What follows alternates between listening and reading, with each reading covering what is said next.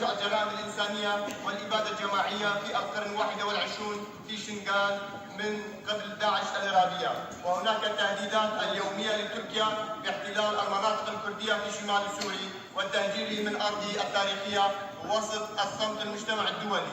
إن الشعب الكردي عانى ويعاني من كل أشكال الظلم عبر التاريخ، بدلا من استعماله واستلب أرضه وممتلكاته وموارده ومنعه من ممارسة حقه في تقرير مصيره. علما وفقا لهذا الإعلان، الأمم المتحدة لا يجوز حرمان أي شعب من شعوب من ممارسة حقه في تقرير مصيره وفقا للقانون الدولي.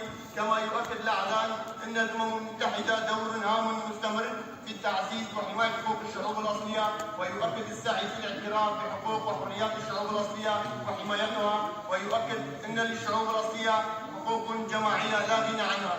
فلماذا الشعب الكردي الأصيل مستبعد من كل ما جاء في هذا البيان؟ شكرا لإصغائكم.